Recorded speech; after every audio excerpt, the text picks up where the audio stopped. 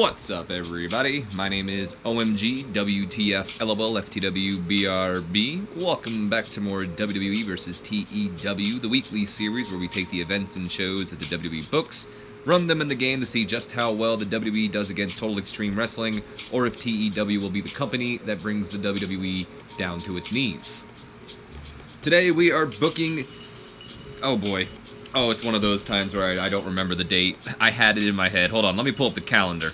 It'll take me 1 second, because it was up right before I pulled it up and I just forgot. We are booking the August 14th edition of Smackdown Live, the final Smackdown before SummerSlam.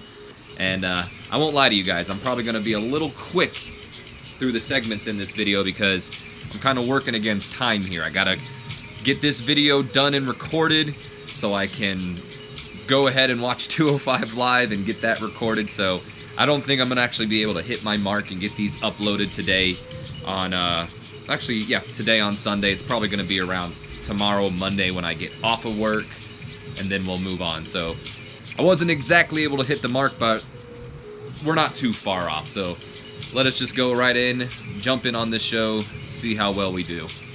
How well we do, how well the WWE does. I keep forgetting. I'm not booking these shows. This is the WWE. I don't take any responsibility for any of this. 53 C- rating here as we... this is kind of an in-between segment here because technically Charlotte Flair opened up Tuesday night SmackDown. And while she was making her entrance, they started hyping up what's going to happen tonight on SmackDown. I figured I'll do this before since the Charlotte Flair angle bleeds in further on. So we get the hype for what's going to be pretty much happening here on SmackDown. The New Day, the #1 contenders to the SmackDown Tag Team Championships, will take on Sanity in a 6-man tag team match. And then also, we'll get a 3-part look at the history between Daniel Bryan and The Miz. 8 years in the making, and that's all tonight. 76 B- rating. This was also hyped in the beginning, but I wasn't able to fit it on because Sanity and the New Day take up 3 slots alone, so that you're only able to have 8 people in a segment. So with Sanity and the New Day taking up 6 slots, and then Bryan and Miz taking up the final 2, I had to make this his own segment. So also hyping up AJ Styles' SummerSlam Promise, which he'll make tonight. 76 B- for the champion. So we move on to the angle that actually opened the show. Ooh, 48 D+ rating here as we have a bit of a face-off between Charlotte Flair, Becky Lynch, and Carmella, who all take turns making their way down to the ring. They take turns kind of going back and forth. Both Charlotte and Becky kind of, bring up the fact that, it doesn't matter if it's me or if it's Becky or it's Charlotte. You're not walking out as champion. How does it feel that your days are numbered? Carmella bragged. She's proud to be a diva. Typical Carmella stuff. Actually, this was a pretty great promo on Carmella's part. The tea thing with Charlotte and Becky, while it's kind of cool and cute at the same time, they overdo it way too much. The whole tea? Like, it's just... It's way too much. Dial it down a little bit. It's cool, but you're overdoing it, and it becomes more cringy after a while. So, but they're poking fun at Carmella. Carmella, she does her normal thing. She brags. She talks about how she's beaten Charlotte twice, how she's beaten Asuka. It doesn't matter how she's done it. She's done it. She takes a shot at Paige, which finally leads to the general manager coming out, Paige herself. And she says, since Carmella, all you do is talk and it's what you do best, why don't you go onto the commentary table and talk while we're going to have a tag team match and Charlotte and Becky can show you what real women look like, as there'll be an action against these two, and out comes Mandy Rose and Sonya Deville of Absolution. Are they still Absolution? I mean, I know Paige isn't a part of it, but they're still together, so why don't they continue calling themselves that? I do. Anyway, Charlotte Flair came across as well, but this did not do good. 48 D+. I was expecting maybe a 53, or, like a C- or something at least. Maybe it's because Mandy Rose and Sonya Deville, that's my expectations here, is that they brought them down, but anyway. 48 D+ for the match as well. I really think it's Mandy Rose and Sonya Deville. In a poor matchup here, Charlotte Flair and Becky Lynch going over Absolution in 9 minutes, 41 seconds after Becky Lynch made Mandy Rose tap out with the disarm her. In terms of in-ring work, Charlotte was head and shoulders above everybody else, which is kind of funny here because the story being told in this match was that Becky, while she says later on that she was just kind of, in the zone and on fire, I think the story they're telling, or at least the way I'm interpreting it as, is that Becky is trying to, one-up Charlotte, show her up, saying, I can do this, and I'm gonna win at SummerSlam. So she really kind of took most of the ring work here tonight, really beating down on both Sonya Deville and Mandy Rose, while Charlotte Flair kind of just stood on the outside. Carmella's kind of distracting as a commentator, but that's not entirely bad because she's actually not bad as a commentator. Like, I think she's actually pretty good. Her squabbles with Byron and all that, I think she holds her character really well on the commentary table, but she can be a bit distracting at times. She seems to be the center of attention, but that's Carmella's character at the same time, so. Nonetheless, Mandy Rose seemed off her game. Carmella was pretty weak at the announce desk, which, duh. Becky Lynch with an in-ring performance of a 45. Charlotte Flair with a 58, so she was the best. Sonya Deville with a 35 and Mandy Rose with a 33. So she was the worst, but mind you, she was off her game as well, so did have probably a little bit of an effect there. 61, solid C rating, as we just get a little bit of a brief segment here where Miz and the Maurice are just excited. They're backstage and they're announcing that Miz and Mrs. has gotten a Season 2 announcement already, or renewment, or whatever you call it. They've gotten renewed for a Season 2, and Season 1 hasn't even finished. So they're so excited. They're playing out their snarky heels. They're awesome, typical stuff. Glad to see it got a 61C. I mean, probably with the Miz alone, this would have gotten around a B- or even a B. But Maurice being there as well, it's good to see that she doesn't drag it down horrendously. I mean, it's not too bad. Another 61 solid C rating here as we hype up that the 8 years in the making between Miz and Daniel Bryan segment tonight. It'll be taking place. 58 C- as backstage Charlotte and Becky talk. This is what I kind of alluded to a little earlier during that matchup where Charlotte was like, that was great. I love teaming with you, but, you didn't have to take the entire, do all the work. And Becky was like, I didn't mean to. I was just in the zone, And they do their T thing, which, again, I said they do it way too often, and it gets a little cringy. And Becky just kind of walks off afterwards, leaving Charlotte kind of standing there like, what's up? Wondering what's going on, as Becky she's in the zone. She wants to be women's champion again. Gained some heat for the feud as well. Good stuff. 52 D+ rating as we hype up that the New Day will take on the Bludgeon Brothers at SummerSlam for the Tag Team Championships. Smackdown Tag Team Championships, that is. 58 C- as we get what's really kind of supposed to be a match, but it doesn't ever become a match. But Harper and Rowan go on to take on the team of Triple X, which is a 3-man team of 3 jobbers from the local area. Today we chose BJ Hancock, Derek Rise, and Tracer X. That's all their real names. They didn't get a name. They were just called Triple X, so there you have it. But before the match can actually start, the Bludgeon Brothers assault them and just beat them down individually, one-on-one, pretty much just getting some hype for them heading into SummerSlam, showing that they're just like this unstoppable wrecking crew that they are. Got a 58 C-, though, so these guys are all rated on selling. Of course, these guys are on Menace. Could have been better, but the fact that you guys are nobodies, I think that's not bad, actually. Harper came out looking excellent. Rowan looked good. Of course, BJ, Derek, and Tracer all doing pretty bad here. BJ was underwhelming. Derek performed poorly, as did Tracer X. No worker improvements, though. Big Break John coming in for his pointless commercial Bray, apparently, because I can't spell break. 100 A-star, as always. Thank you, John Cena, for not only boosting our ratings, but boosting our morale.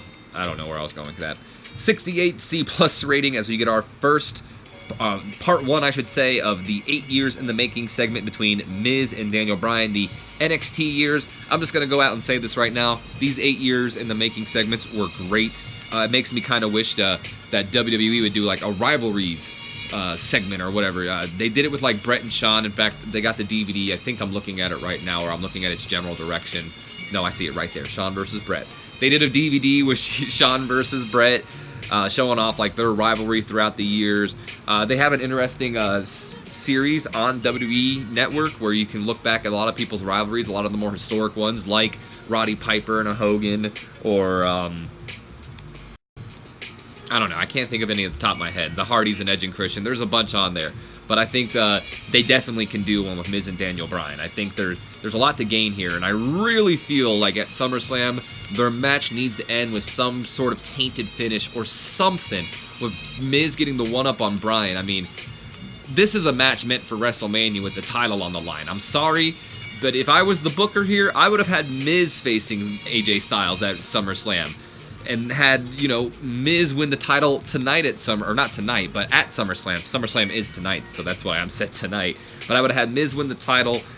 Maybe Bryan gets one shot against the Miz, one shot before WrestleMania. Maybe make it at Survivor Series, and have the added stipulation that if Bryan loses, he never gets a shot at Miz again. Have Bryan lose. Have Miz beat him somehow, and then, of course, this might make it a little obvious, but who cares? Sometimes the most obvious finish is the best finish. You have Daniel Bryan win the Royal Rumble. That's the only way he can get another shot at The Miz. Daniel Bryan takes his shot. We get Miz versus Daniel Bryan at WrestleMania. I'm going to say something that might sound a little controversial, but I think Miz and Bryan is the next Shawn versus Bret. This is one of those feuds that WWE could really latch themselves onto and drag it out for a long time, I feel. I mean, you got your Shawns versus Bret, you got your Hogans versus Savages, you got your Austin versus Stone Cold, or Austin versus Stone Cold, your Austin versus The Rock. I was going for a good minute there until I fucked up.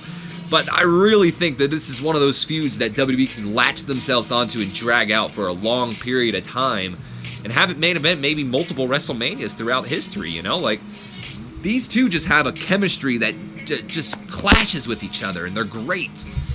But, my little bit of a rant over there. The NXT years is the first of the 8 years in the making segment we have here.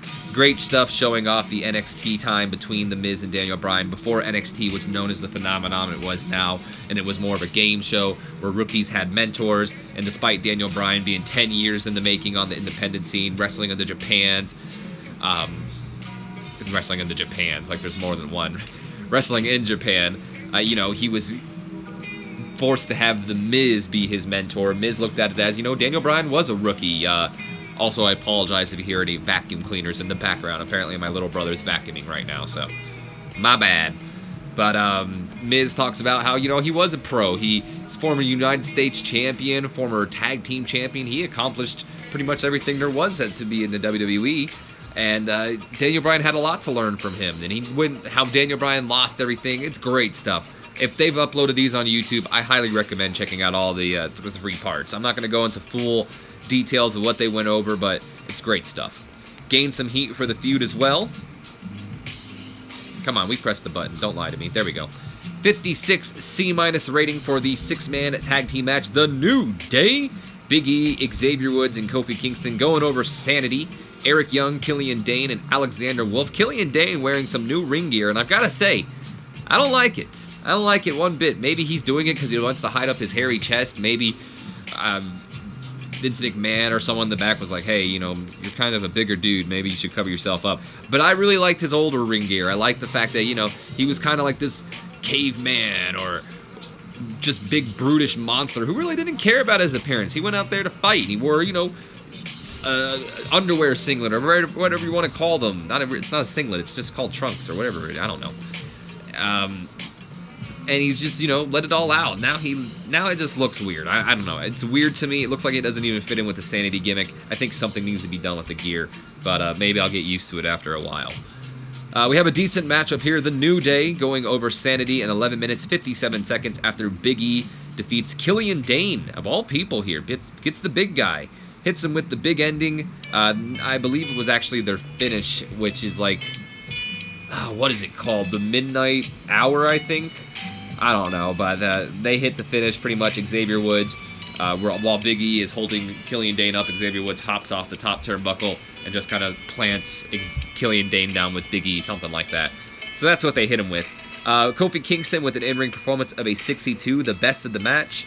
Xavier Woods with a 59. Big E, despite being the one that got the pin, he was the weakest of all the New Day members, of a 55. Alexander Wolf with a 37, the weakest of the match. Killian Dane with a 43, and he's actually still better, 1 point better than the Sanity leader, Eric Young, who's at a 42. Kofi Kingston and Xavier Woods both improving in performance. Good stuff all around. 69 C+ in the rating as we get part 2 of the 8 years in the making segment between The Miz and Daniel Bryan. This time, the Talking Smack segment where Daniel Bryan's already retired. He was on Talking Smack, and he called Miz a coward, pretty much, saying the way he wrestles like a coward. And that's when The Miz broke down. He cut that now infamous, maybe historic, I would go on to say, promo where he really went off on Bryan, saying, I'm the coward, you're the coward that says you love wrestling, but won't leave the WWE to go back to wrestle, you know? So, good stuff there. That was the moment that really, I think, made The Miz. Like, he was already made before this, but he kind of fell out of the limelight. And this is that moment that reminded everybody that The Miz is here, and he's someone to pay attention to. And it was a great stuff. Great stuff. Definitely liked it. Got a little bit of a nice look where, you know, Daniel Bryan saying how, you know, he wanted to leave Down in his heart, but he made a promise to Vince McMahon that he would, you know, finish out his contract. And Miz, you know, saying, what, does he think that they were going to fire him for being a man if he punched him? And he says, well, that's a joke, pretty much, you know. But great stuff again. Like I said, if you have a chance to see these and you haven't seen them yet, I'm sure they're going to be in the video package for the SummerSlam feud. Check them out. Angle got the crowd hotter. Gained some heat for Miz and Bryan. Great stuff. These ratings should not be C's. They should be, I'd argue, B pluses, maybe even A minuses. That's my argument. 68 C+ as we once again hype up AJ Styles' SummerSlam promise.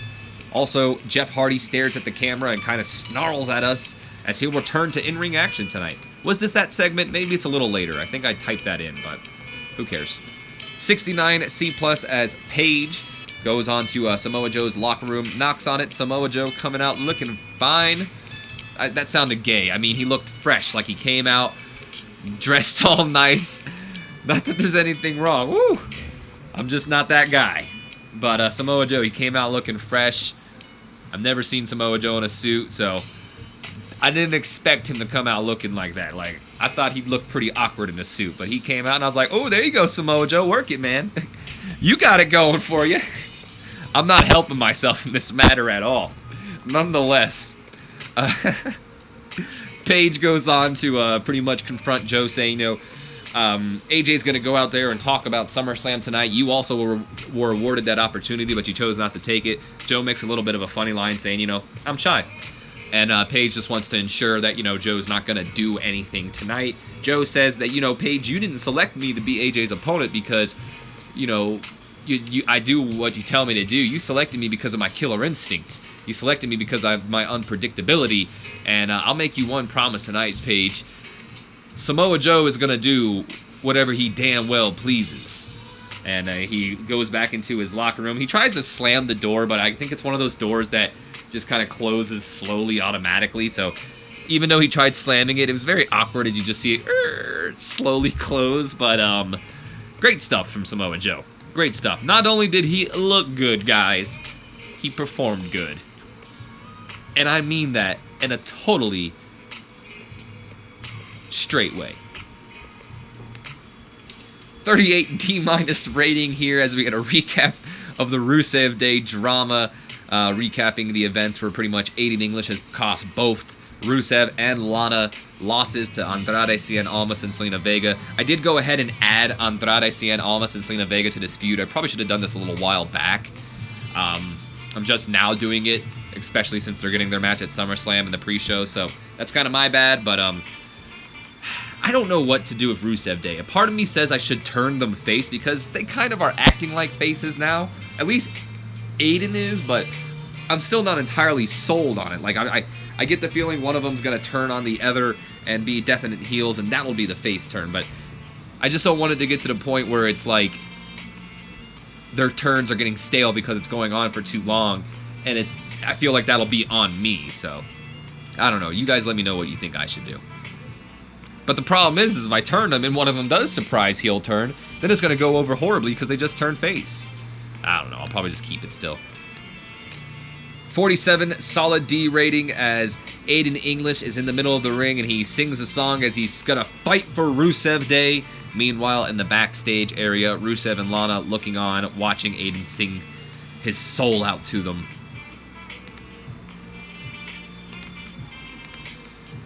That, of course, will lead into a matchup. But before we get to the matchup, Rusev and Lana versus Almas and Vega is hyped for the SummerSlam kickoff show.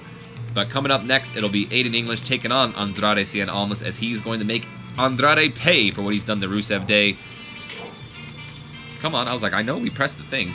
50D plus rating in an extremely short matchup here. Andrade Cien Almas goes over Aiden English in 4 minutes, 48 seconds with the hammerlock DDT. Of course, Andrade and Selena are a good pairing. They play well off each other. Aiden English with an in-ring performance of a 42. Andrade with a 54. So despite being less in popularity, despite being a lower mid-carder to Aiden's mid-carder, he outperformed him. Andrade's promising, guys, and Vince McMahon sees it. That's why he's pushing him. I'm curious to see Andrade's rise in this series alone because apparently from what I hear, Vince McMahon has been high on Andrade ever since his match against AJ Styles. And he's kind of gotten a little bit of a push here. I mean, he's taken on the Rusev, who was just in a WWE Championship match. So maybe that's, a bad sign for Rusev, or maybe that's just a good sign for Andrade. I take it as a good sign for Andrade, especially because I hear that, Vince is high on him. So Andrade started off with low popularity, and I'm curious to see his rise with WWE's booking of him, with him starting off with such low popularity, see how well it goes. Nonetheless, it gained some heat for the Rusev Day feud.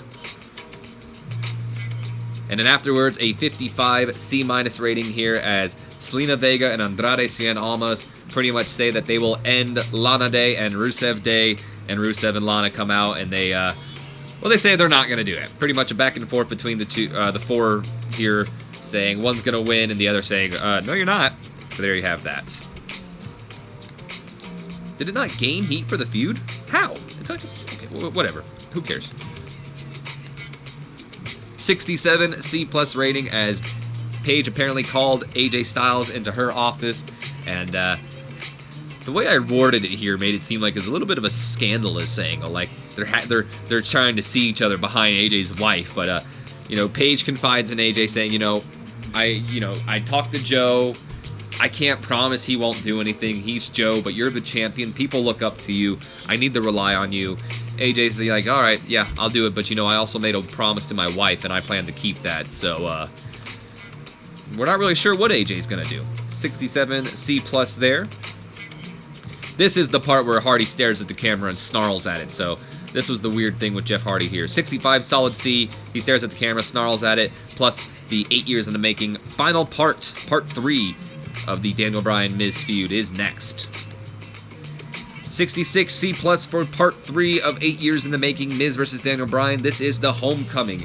Daniel Bryan's return to the ring, and how Miz could care less, but how Daniel Bryan worked so hard, because after what Miz said to him, it fired him up to come back. And how Daniel Bryan had a little bit of a pull still before he resigned as general manager and ensured that The Miz came over to Smackdown, because Daniel Bryan wasn't done with The Miz, despite Miz being done with Daniel Bryan, and that's what's led us up to this point now. 62 solid C rating as we hype up Shinsuke Nakamura defending his United States Championship against Jeff Hardy at SummerSlam.